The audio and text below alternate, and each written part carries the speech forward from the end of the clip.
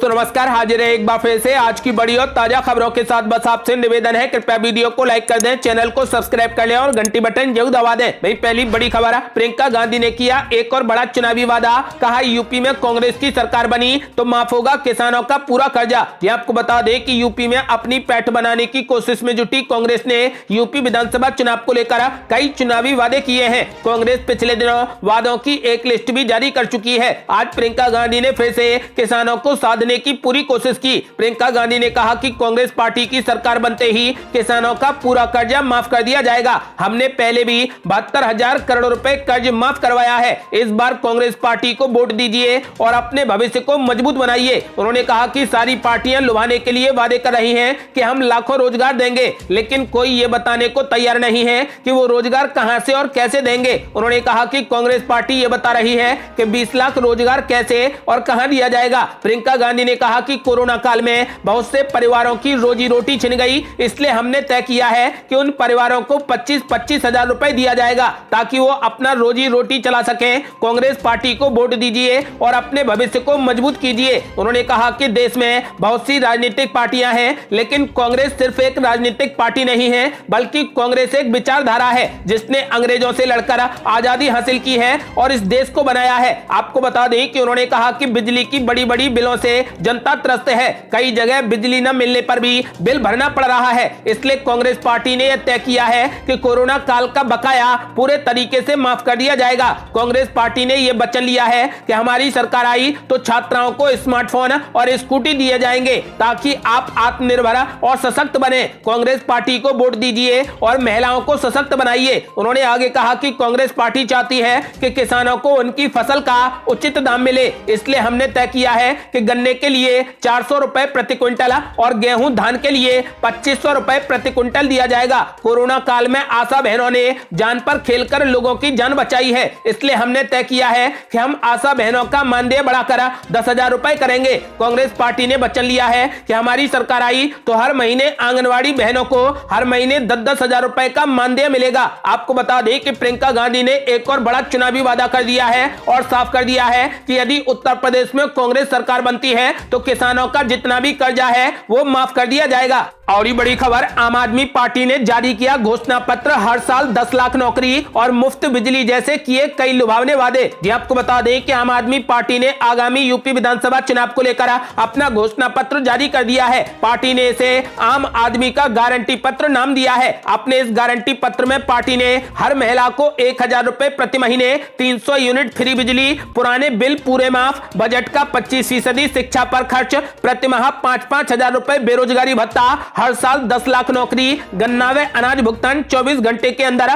किसानों को मुफ्त बिजली और किसानों के पुराने कर्ज माफ जैसे वादे किए हैं। आम आदमी पार्टी के उत्तर प्रदेश के प्रभारी और राज्यसभा सदस्य संजय सिंह ने कहा कि आम आदमी पार्टी का घोषणा पत्र कोई जुमला या कोई दिखावा नहीं होता। आम आदमी पार्टी का घोषणा पत्र एक गारंटी का पत्र होता है। जो वादे करेंगे वो धरती पर करके दिखाएंगे। ये हमारा यूपी की जनता के साथ एग्रीमेंट है। सरकार बनने के बाद 300 यूनिट फ्री बिजली दी जाएगी, सारे पुराने बिल माफ कर दिए जाएंगे और 24 घंटे बिजली दी जाएगी। सरकार बनने के बाद 10 लाख नौकरियां हर साल देंगे। बेरोजगारों को हर माह 5-5 हजार रुपए देंगे। जब तक उसकी नौकरी नहीं लगती तब तक 5-5 हजार रुपए महीना मिलेगा। माताओं बहनों को प्रति माह 1-1 हजार रुपए महीना दिया जाएगा। किसानों के जितने भी पुराने कर्जे बकाया हैं वो पूरे माफ कर दिए जाएंगे। सरकार बनने के बाद पूरे बजट का 25% शिक्षा के ऊपर खर्च किया जाएगा। किसान की फसल का दाम 24 घंटे के अंदर उसके खाते में दे दिया जाएगा। गन्ने का दाम हर साल बढ़ाया जाएगा। गन्ने का भुगतान भी किसान को तत्काल किया जाएगा। बुंदेलखंड और पूर्वांचल की समस्याओं का अध्ययन करके विशेष नीति बनाई जाएगी। संजय सिंह ने कहा कि उत्तर प्रदेश का कोई भी जवान पुलिसकर्मी ड्यूटी पर शहीद होगा तो उसके परिवार को 1 करोड़ रुपए की सम्मान राशि और परिवार के एक सदस्य को सरकारी नौकरी दी जाएगी। कोरोना वॉरियर्स जो डॉक्टर शहीद हुए उनके परिजनों को 1-1 करोड़ रुपए और सरकारी नौकरी दी जाएगी। जाएगी। महिलाओं के लिए बस की यात्रा दिल्ली की तर्ज पर पूरे तरीके से बिल्कुल फ्री होगी। माताओं बहनों की सुरक्षा के लिए सीसीटीवी का जाल मोहल्लों तक बिछाया जाएगा। रेहड़ी पटरी वालों को उचित स्थान देकर परिचय पत्र जारी करेंगे और 10 लाख रुपए तक का इंश्योरेंस किया जाएगा। वकीलों के लिए चैम्बर वकीलों को 10 लाख रुपए का लाइफ इंश्योरेंस। बार काउंसिल में रजिस्ट्रेशन शुल्क को प्रदेश सरकार देगी। रजिस्ट्रेशन से 3 साल तक 5,000 रुपए महीने का भत्ता भी दिया जाएगा। आपको बता दें कि संजय सिंह ने कहा कि उत्तर प्रदेश के अंदर जितने भी घोटाले हुए हैं, वो चाहे जल जीवन मिशन के हजारों करोड़ का भ्रष्टाचार हो या फिर कुंभ मेले, भगवान श्री राम के मंदिर की जमीन का घोटाला, कोरोना की महामारी के दौरान भ्रष्टाचार, कस्तूरबा विद्यालय में घोटाले, इन सब की जांच जन लोकपाल से करवाएंगे। जितने भी भ्रष्टाचारी हैं उनको पकड़कर जेल के पीछे पहुंचाएंगे। किसानों के लिए हम एमएसपी की गारंटी का कानून उत्तर प्रदेश में बनाएंगे। पशुओं के लिए गौशालाएं गांव में और शहरों में बड़ी संख्या में बनाएंगे। हम उत्तर प्रदेश में दिल्ली की तर्ज पर राशन वितरण डोर टू डोर पहुंचाने की योजना लागू करेंगे। शिक्षा मित्रों को नियमित किया जाएगा। शिक्षक भर्ती खोली जाएगी। उत्तर प्रदेश के युवाओं को प्रदेश की सरकारी नौकरियों में 80% का आरक्षण दिया जाएगा। 1 माह के भीतर विज्ञापन निकालकर 97,000 शिक्षक भर्ती को पूरा करेंगे। बीएड टेट 2011 के सुप्रीम कोर्ट के आदेशों को तत्काल अनुपालन करते हुए योग्य अभ्यर्थियों को नियुक्ति दी जाएगी। 69,000 शिक्षक भर्ती में ओबीसी आरक्षण का अनुपालन करवाएंगे। उच्च प्राथमिक स्तर के टेट पास के लिए पूर्व की भांति रिक्त पदों के सापेक्ष 50% नई भर्ती को लेकर 4 माह में पूरा किया जाएगा। प्रांतीय रक्षक दल के 45,000 जवानों की समस्या का तत्काल निपटारा किया जाएगा। बीएड एवं बीटीसी की वर्तमान फीस को आधा कर देंगे। प्राइवेट टीचर्स को न्यूनतम 25,000 का मानदेय मिलेगा। संजय सिंह ने कहा कि पुरानी पेंशन की बहाली की जाएगी। सांसद विधायक 4 दिन के लिए बन जाए जीवन भर पेंशन मिलती है। जो 40 साल के लिए कर्मचारी बन जाए तो उसको चवन्नी तक नहीं मिलती। इसलिए सरकारी कर्मचारियों की पुरानी पेंशन बहाल की जाएगी। स्वास्थ्य आउटसोर्सिंग के नाम पर जो शोषण किया जाता है वो व्यवस्था खत्म की जाएगी। कौशल विकास की प्रशिक्षण योजना लागू करेंगे। बाबा साहेब भीमराव अंबेडकर का संविधान सरकारी स्कूलों में पढ़ाया जाएगा। दिल्ली की तर्ज पर यूपी के गांव में ग्राम क्लिनिक और शहरों में मोहल्ला क्लिनिक बनाया जाएगा। उत्तर प्रदेश में फरिश्ते स्कीम लागू करेंगे। एक्सीडेंट विक्टिम पॉलिसी, दुर्घटना में घायल किसी भी व्यक्ति का इलाज सरकारी या प्राइवेट अस्पताल में मुफ्त किया जाएगा। इसका सारा खर्च प्रदेश सरकार वहन करेगी। अस्पताल पहुंचाने का भी 2,000 रुपया सरकार देगी। पत्रकारों का 10 लाख रुपए तक का इंश्योरेंस करेंगे। तहसील जिला शहरों में अच्छे अस्पताल बनाने का काम करेंगे। फास्ट ट्रैक कोर्ट बनाकर पेंडिंग पड़े मामलों का निस्तारण किया जाएगा। स्कूलों में होमगार्ड के जवानों की नियुक्ति करेंगे। व्यापारियों से जो इंस्पेक्टर राज के नाम पर लूट होती है उसे भी खत्म किया जाएगा। जहां पर झुग्गी वहां पर मकान की योजना लागू करेंगे। तीर्थ यात्रा योजना लागू करेंगे और पर्यटन स्थलों का विकास करेंगे। आपको बता दें कि फिलहाल आम आदमी पार्टी ने यूपी चुनाव को लेकर तमाम घोषणाएं कर दी हैं। और ये बड़ी खबर, स्वतंत्र देव सिंह ने जनता से की बड़ी अपील। कहा, कुर्ता फैलाकर वोट की भीख मांगता हूं ताकि बेटियों पर कोई बुरी नजर न डाले। ये आपको बता दें कि मेरठ में बीजेपी प्रदेश अध्यक्ष स्वतंत्र देव सिंह चुनाव प्रचार में जुट गए हैं। उन्होंने लोगों से कहा कि कुर्ता फैलाकर वोट की भीख मांगता हूं, बेटियों पर कोई बुरी नजर न डाले, देश सुरक्षित रहे, इसलिए बीजेपी को वोट करें। मेरठ के खरखौदा ब्लॉक में पार्टी के उम्मीदवारों के समर्थन में जनसभा के दौरान बीजेपी प्रदेश अध्यक्ष ने लोगों से अपील की है कि आपकी बेटियों पर कोई बुरी नजर न डाले, आपके मकान सुरक्षित रहें और देश सुरक्षित रहे, इसलिए जोर लगाकर बीजेपी के प्रत्याशियों को वोट करें। आपको बता दें कि नाहिद हसन और आजम खान के जेल से चुनाव लड़ने के सवाल पर स्वतंत्र देव सिंह ने कहा कि अपराधियों की जगह जेल में ही होती है। मैं सपा द्वारा अपराधियों को टिकट देने का जमकर विरोध करता हूं। खरखौदा ब्लॉक में कार्यक्रम को संबोधित करते हुए स्वतंत्र देव सिंह ने कहा कि सरकार किसानों के हित में काम कर रही है, उन्हें बिजली मिल रही है, तमाम योजनाओं का लाभ मिल रहा है। बीजेपी ने सबका साथ सबका विकास के आधार पर काम किया है। मुख्यमंत्री योगी आदित्यनाथ की प्रशंसा करते हुए उन्होंने कहा कि वो अपने पिता की मौत के बाद भी घर भी नहीं जाते और जनता की सेवा करने में लगे रहते हैं। उन्होंने कहा कि विकास को लेकर कुर्ता फैलाकर मैं वोट मांगता हूं। उन्होंने योगी आदित्यनाथ को फिर से मुख्यमंत्री बनाने की अपील की है।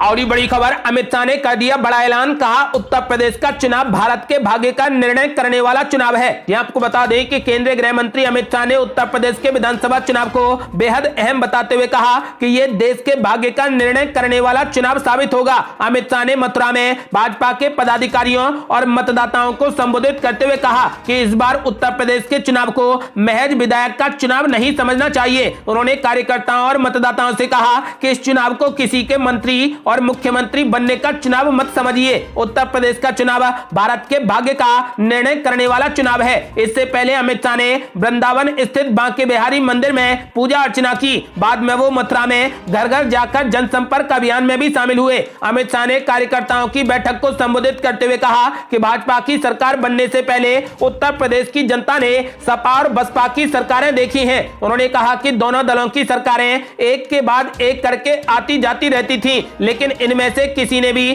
कभी भी उत्तर प्रदेश के विकास का नक्शा नहीं खींचा। अमित शाह ने सपा बसपा की सरकारों से भाजपा की सरकार को भिन्न बताते हुए कहा कि भाजपा की सरकार किसी एक जाति की नहीं बल्कि सारे समाज की सरकार होती है। गृह मंत्री ने कहा कि उत्तर प्रदेश में सपा और बसपा की सरकारें केवल तुष्टीकरण, जातिवाद और परिवारवाद के लिए चली, इसलिए इन सरकारों में भ्रष्टाचार का बोलबाला था। उन्होंने 2014 से अब तक हुए सभी चुनावों में भाजपा को भरपूर समर्थन देने के लिए ब्रज क्षेत्र का आभार भी व्यक्त किया। अमित शाह ने आगामी विधानसभा चुनाव में भी ब्रज क्षेत्र में भी कमल का फूल खिलाने की अपील करते हुए कहा कि पीएम आवास योजना में उत्तर प्रदेश में 42 लाख लोगों को घर देने और 2.54 करोड़ किसानों को सालाना 6,000 रुपए देने सहित जनहित एवं विकास के कामों को सुचारू रखने के लिए योगी सरकार का बनना जरूरी है। इसलिए उन्होंने जनता से अपील की है कि एक बार फिर से प्रचंड बहुमत के साथ बीजेपी की सरकार बनानी है। और ये बड़ी खबर, चंद्रशेखर आजाद का बड़ा ऐलान, कहा गोरखपुर की जनता योगी आदित्यनाथ को हराकर इतिहास को दोहराएगी।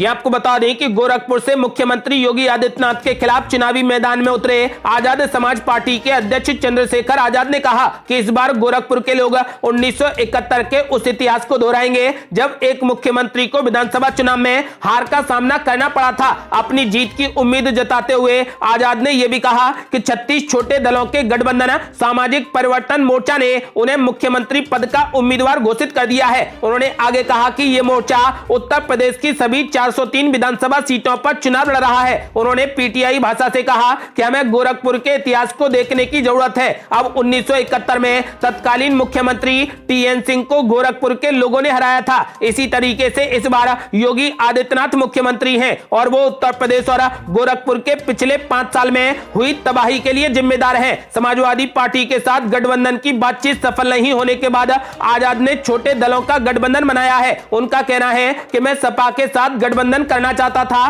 ताकि भाजपा को रोका जा सके। जब उन्होंने हमारा हिस्सा देना नहीं चाहा तो हमने इनकार कर दिया। उन्होंने वोट काटने के आरोपों से इनकार करते हुए कहा, मैं ये कहता हूं कि सपा अपना काम कर रही है और हम अपना काम कर रहे हैं, मुझे सपा से कोई दिक्कत नहीं है। आजाद ने कहा कि 2012 में लोगों ने सपा की सरकार बनाई। सपा सरकार से निराश होने के बाद लोगों ने भाजपा को मौका दिया, इसलिए सपा की वजह से भाजपा सत्ता में आई। उन्होंने दावा किया है कि लोग इस बार फिर से वही गलती नहीं दोहराएंगे और इस बार हमारी सरकार बनेगी और योगी आदित्यनाथ हारेंगे। और उन्होंने ऐलान कर दिया है कि इस बार गोरखपुर की जनता योगी आदित्यनाथ को हराकर इतिहास को दोहराएगी। और ये बड़ी खबर, वोट मांगने के लिए यूपी की धरती पर उतरे भाजपा के दिग्गज नेता। नोएडा में अमित शाह और राजनाथ सिंह, बिजनौर में योगी आदित्यनाथ ने किया घर घर प्रचार। ये आपको बता दें कि यूपी विधानसभा चुनाव के पहले चरण में होने वाले विधानसभा चुनाव को देखते हुए पार्टियों ने जनता के बीच जनसंपर्क अभियान शुरू कर दिया है। कुछ दिन पहले कैराना के बाद अब नोएडा, ग्रेटर नोएडा और बिजनौर में भी वोट मांगने भाजपा के दिग्गज उतर चुके हैं। आपको बता दें कि मथुरा पहुंचे गृह मंत्री अमित शाह ने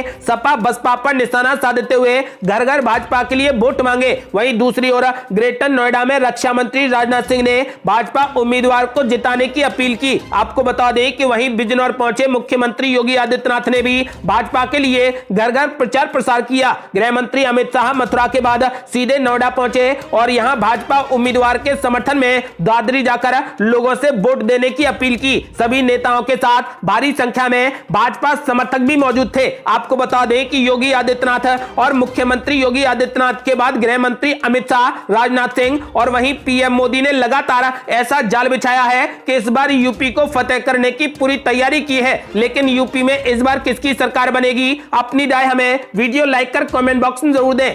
और ये बड़ी खबर, सपा प्रत्याशी मुखिया गुर्जर का वीडियो हुआ वायरल, बोले प्रशासन की ऐसी की तैसी, 16 बार जेल जा चुका हूं। ये आपको बता दें कि अमरोहा के हसनपुर से सपा प्रत्याशी मुखिया गुर्जर के विवादित बयान के बाद उन पर मामला दर्ज किया गया है। एसपी अमरोहा के आदेश पर हसनपुर कोतवाली पुलिस ने हसनपुर से सपा प्रत्याशी मुखिया गुर्जर के खिलाफ आचार संहिता उल्लंघन और कोरोना नियमों के उल्लंघन का मुकदमा दर्ज कर लिया है। एसपी चंद्र प्रकाश शुक्ल ने यह जानकारी दी है। बता दें कि विवादित बयान का यह वीडियो सोशल मीडिया पर जमकर वायरल हो गया है। अमरोहा जनपद की हसनपुर विधानसभा सीट से समाजवादी पार्टी के उम्मीदवार मुखिया गुर्जर ने बुधवार को हसनपुर में प्रेस वार्ता के बाद कार्यकर्ताओं को संबोधित करते हुए हसनपुर से भारतीय जनता पार्टी के विधायक और प्रत्याशी महेंद्र खड़ग वंशी के खिलाफ विवादित बयान दिया था। मुखिया गुर्जर ने महेंद्र खड़ग वंशी से उनके द्वारा कमाए गए धन को लूटने की बात कही थी और यह भी कहा था कि मैं मुकदमों से नहीं डरता। गुर्जर ने कहा था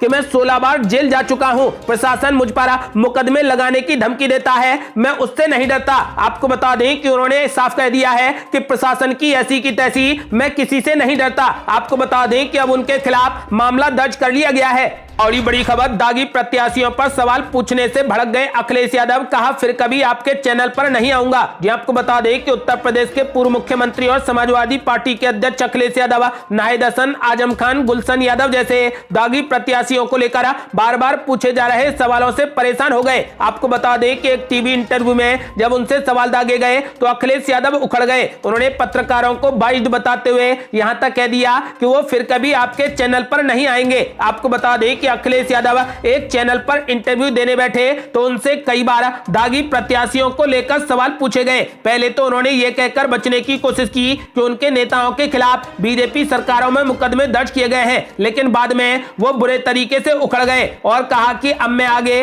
बात नहीं करना चाहता हूं। आप पहले बीजेपी के अपराधियों का नाम लीजिए, मेरा आखिरी इंटरव्यू है आपके चैनल पर, मैं फिर कभी आपके चैनल पर नहीं आऊंगा। आप बंद करिए अपना इंटरव्यू, मैं बीच में उठना नहीं चाहता, नहीं तो आप बाद में चलाओगे कि बीच में उठ गए। आप यूपी के विकास की बात नहीं करना चाहते। अखिलेश यादव ने कहा कि आप भारतीय जनता पार्टी के अपराधियों के नाम क्यों नहीं लेते। आप बताइए मुख्यमंत्री पर कितने केस हैं, उप मुख्यमंत्री की भाषा क्या है, किस तरीके से अपराधी हैं, उनकी पार्टी में संरक्षण कौन दे रहा है। जब तक बीजेपी के अपराधियों के नाम नहीं लेंगे मैं आपसे बात नहीं कर सकता। जिन्ना और पाकिस्तान को लेकर सपा अध्यक्ष की ओर से कही गई बात को लेकर जब सवाल पूछा गया तो उन्होंने पहले आरोप लगाया कि बीजेपी उनके बयान को तोड़ मरोड़ कर पेश करवाती है। इसके बाद उन्होंने सीडीएस जनरल बिपिन रावत का हवाला देते हुए कहा, वो उन्होंने भी कहा था कि भारत का सबसे बड़ा दुश्मन चीन है, दूसरे नंबर पर पाकिस्तान है। उन्होंने ये भी कहा कि अखबार ने खबर को चटपटा बनाने के लिए उनकी बात को गलत तरीके से पेश किया।